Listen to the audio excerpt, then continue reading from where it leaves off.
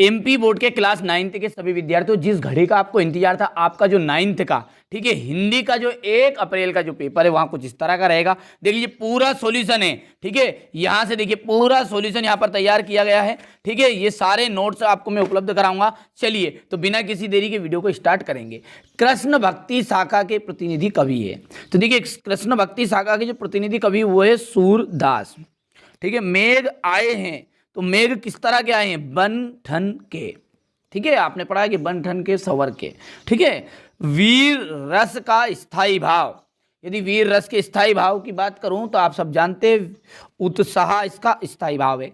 एकांकी में कितने अंक होते हैं, देखिए एकांकी जो होती है वो 1 अंक वाली होती है। अच्छा, अंक का मतलब क्या है, आपने टीवी में नाटक देखी, हाँ देखते हैं, तो भैया जो एपिसोड बोलते हैं ना, एपिसोड, उसे ही कहते हैं हिंदी में अंक। तो ये एक ही एपिसोड में खत्म हो जाती है एकांकी। और जो नाटक है आप तो जानते हैं, पिछले एपिसोड में आपने ये देखा, वो देखा, फलाना देखा, ठीक है।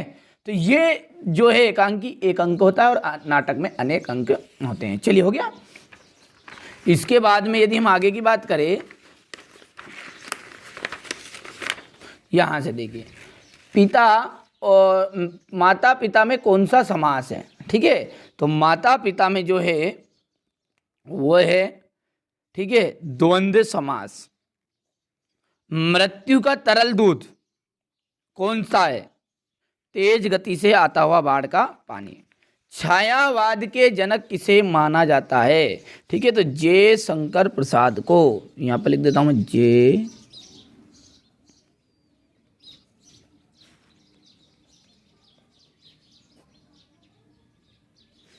प्रसाद को। महाकाव्य के में जीवन का रिक्त स्थान चित्रण होता है, तो महाकाव्य में जीवन का संपूर्ण चित्रण होता है,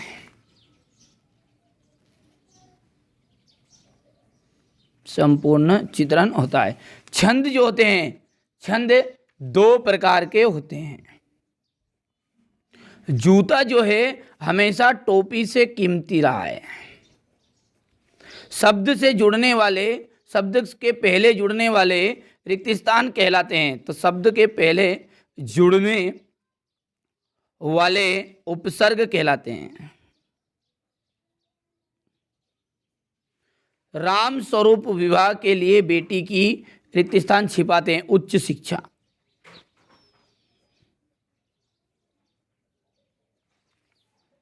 चलिए हो गया इतना। अब है सही जोड़ी। देखिए रसखान जो है, रसखान का जो पूरा नाम है वो है सैयद अब इब्राहिम। काव्य की जो आत्मा है वो रस को माना गया है। कई अंकों वाली रचना, देखिए जिसमें अनेक अंकों, अभी मैंने बताया था, वो कहलाती है आपकी नाटक। तीसरा हो गया है। चौधरी चरण सिंह पूर्व प्रधानमंत्री, ये चौथा हो गया है। आस्तीन का सांप, इसका मतलब क्या होता है, विश्वासघाती और जनसंपर्क विभाग बाढ़ की रचना, तो ये आपका छठा हो गया, ठीक है। हिंदी और इंग्लिश मीडियम का सेम पेपर आएगा और यही पेपर में आने वाले हैं, ठीक है। प्रगतिवादी कवियों में ने अनेक प्रयोग किए, ठीक है। ये सत्य है या असत्य, तो ये बात आपकी असत्य है, ठीक है। चलिए, जहां नायक नायिका के विरह का वर्णन हो वहां संयोग श्रृंगार होता है। देखिए वहां पर वियोग श्रृंगार होता, तो ये बात भी अब क्या हो गई है, असत्य हो गई है।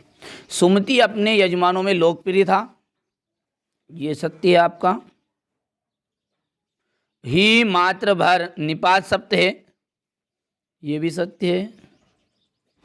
लेखिका मृदुला गर्ग की परदादी लिख पर ही चलती थी, ठीक है, तो ये आपका असत्य हो गया। गोपाल प्रसाद स्त्री शिक्षा समर्थक में थे, असत्य बात है, तो ये आपके सत्य सत्य हो गए, ठीक है। चलिए आगे बढ़ते हैं। और ये क्वेश्चन नंबर जो 5 है, इसमें देखिए ब्रिटिश राज का गहना क्या थे, हथकड़ियाँ।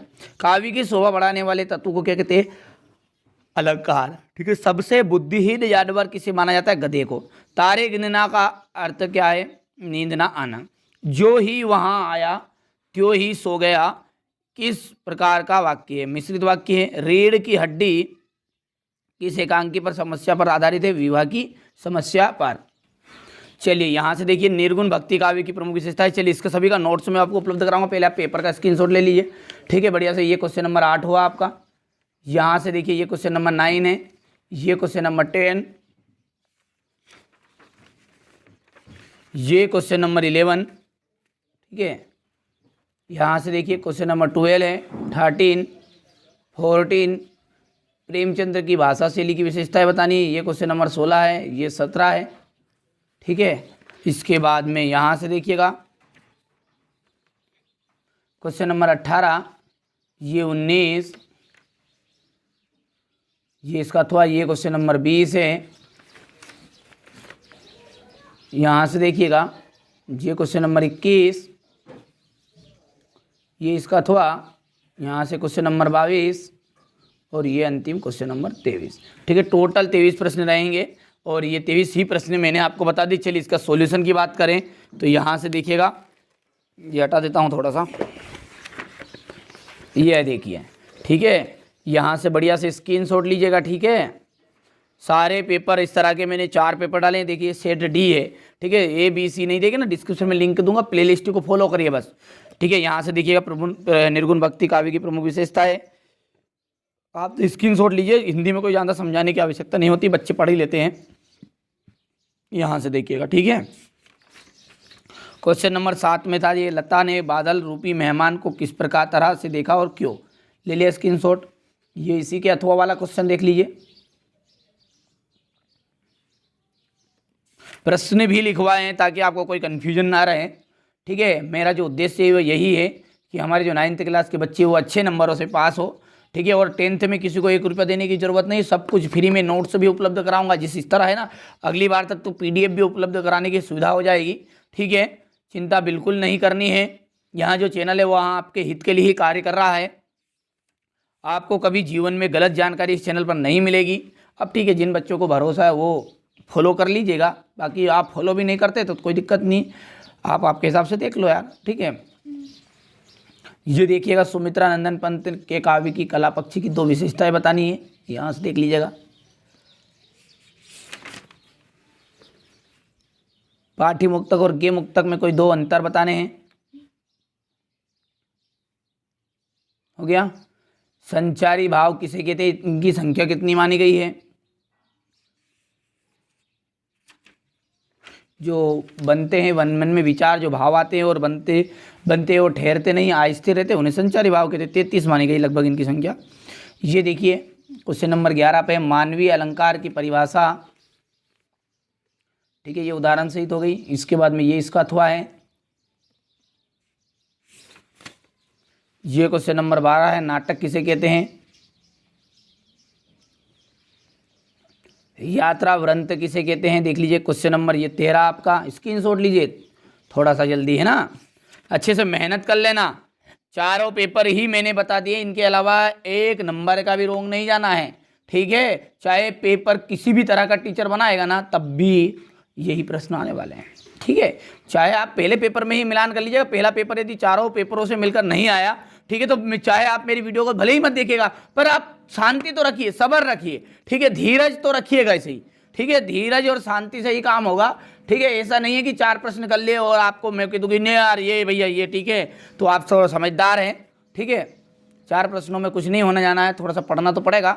ये देखिए सब कुछ बता रहा हूँ सॉल्यूशन के साथ, बहुत सिंपल है एकदम। जो असली पेपर है जैसे आएगा वो भी बता दूंगा। क्वेश्चन नंबर 15 है, ये क्वेश्चन नंबर 16 लोकोक्ति और मुहावरे में अंतर। यहाँ से देखिए 2 पर्यायवाची शब्द, रीढ़ की हड्डी एकांकी का क्या उद्देश्य है, लिखिए। यहाँ से देखिए इसका अथवा, ठीक है। अब देखिए क्वेश्चन नंबर जो 18 है उससे देखते हैं। अब देखिए क्वेश्चन नंबर जो 18 है इसमें देख लीजिए, यहाँ पर संदर्भ प्रसंग लिखना है इसका, ठीक है। यहाँ पर देख लीजिएगा, इसके बाद में इसी का अथवा जो प्रश्न है वो, ठीक है। ये थोड़ा सा मैंने पूरा नहीं बताया उसे, ये देख लीजिए, ये हो गया भावार्थ भी, ठीक है।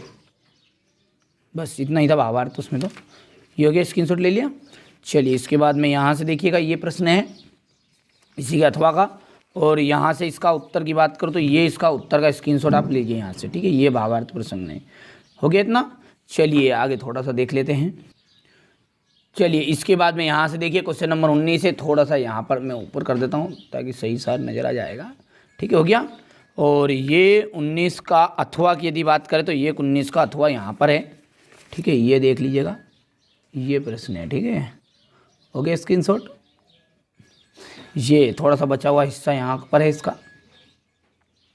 चलिए अब क्वेश्चन नंबर जो 20 है वो देखते हैं। इसके बाद देखिए ये 20वां प्रश्न आप यहाँ से कर लीजिए कंप्लीट। ठीक है, इसी के बाद में यदि बात करें तो यहाँ पर ये ठीक है, ये 20 का अथवा है, बढ़िया से कर लीजिए कंप्लीट। ठीक है, हो गया इतना। चलिए 20 के बाद में 21वां जो प्रश्न है उसमें